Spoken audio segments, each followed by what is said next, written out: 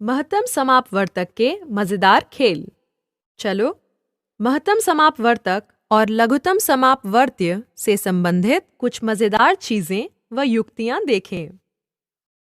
आओ दो संख्याओं पर विचार करें, 14 और 70।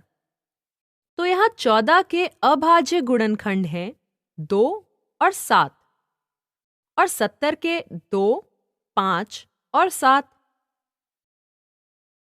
तो साझे गुणनखंड हैं 2 और 7। हम इनको गुणा करते हैं और गुणनफल मिलता है 14। तो हमारा महत्तम समापवर्तक है 14। आओ एक और उदाहरण लेते हैं, 25 और 150। तो 25 के अभाज्य गुणनखंड हैं 5 और 5 और 150 के हैं 2, 3, 5 और 5।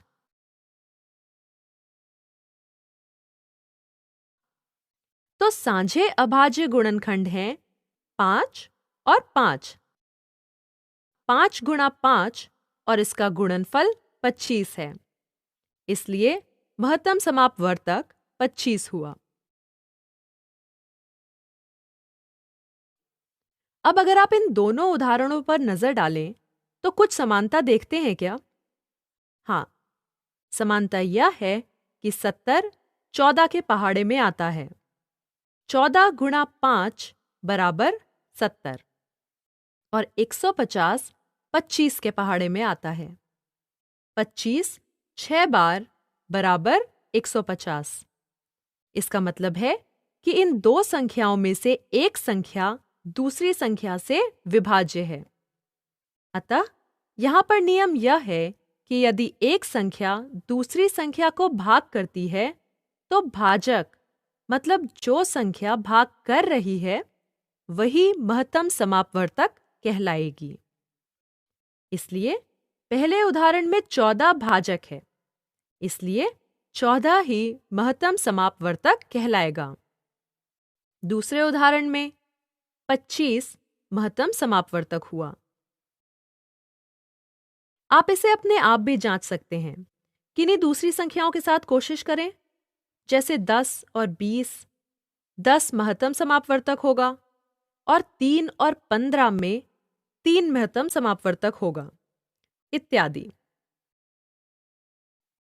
अब चलो कुछ ऐसे उदाहरण लेकर देखें कि यह लघुत्तम समापवर्त्य के लिए कैसे काम करता है। तो फिर आपके पास वही अभाज्य गुणनखंड हैं और वही संख्याएं 14 और 70 और लघुत्तम समापवर्त्य 70 आता है। मैंने साझे गुणनखंड एक बार लिए जो 2 और 7 हैं और 5 बचा हुआ गुणनखंड है, इसलिए आप उसे 5 से गुणा करें और उत्तर 70 आता है। दूसरी संख्याएं 25 और 150 लें। एक बार फिर से 2 बार 5 साझे हैं, इसलिए दोनों 5 को एक बार लें, इसलिए 5 गुणा 5 गुणा जो बचे हुए गुणनखंड हैं 2 गुणा 3, उत्तर 150 आता है।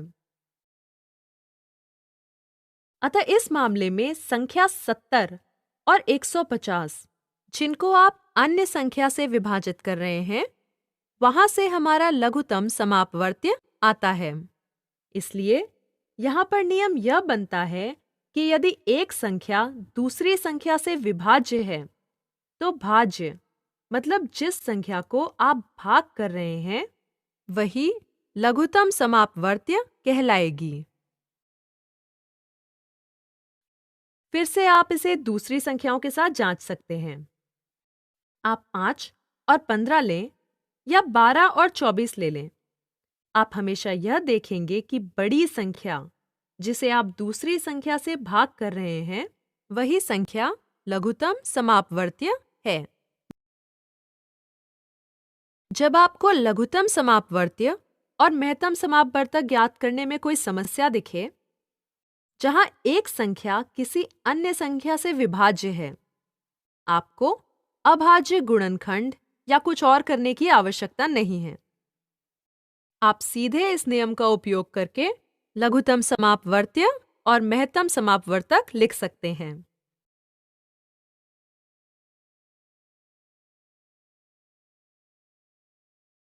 चलो कुछ मजेदार चीजें देखते हैं। चलो देखते हैं कि हमारे पास यहाँ क्या क्या है। हमारे पास दो संख्याएं हैं।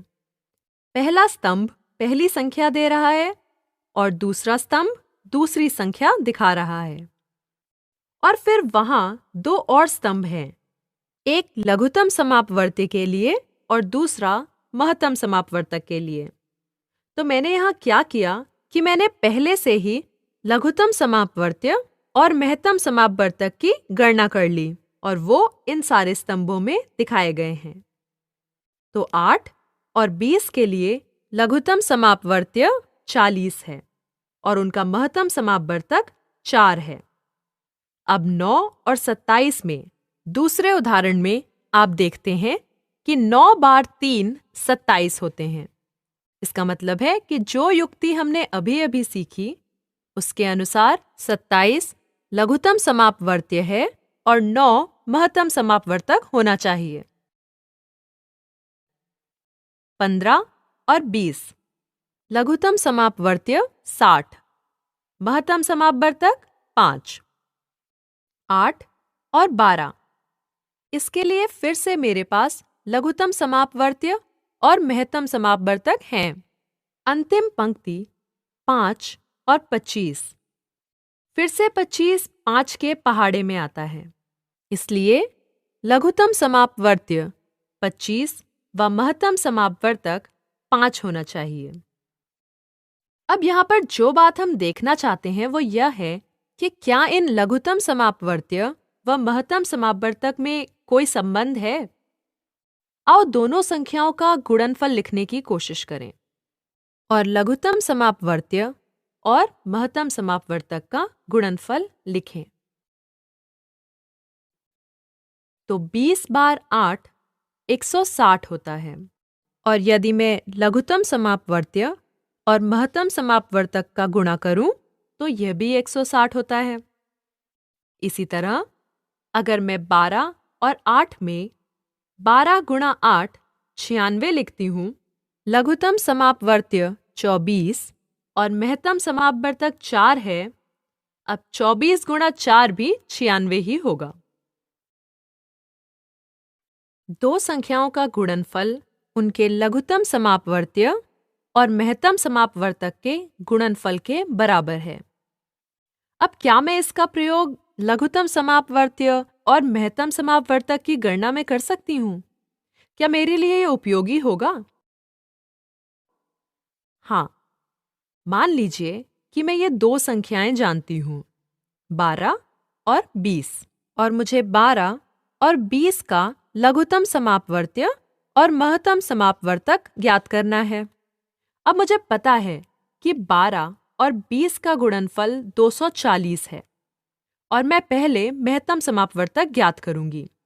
मैं यहाँ क्या कर सकती हूँ कि मुझे लघुत्तम समापवर्त्य ज्ञात करने की जरूरत ही नहीं है, क्योंकि मैं सीधे 240 को महत्तम समापवर्तक जो कि 4 है उससे भाग करती हूँ और मेरा उत्तर है 60, जो कि 12 और 20 का लघुत्तम समापवर्त्य है। तो इस तरह से मैं इस युक्ति का प्रयोग कर सकती हूँ।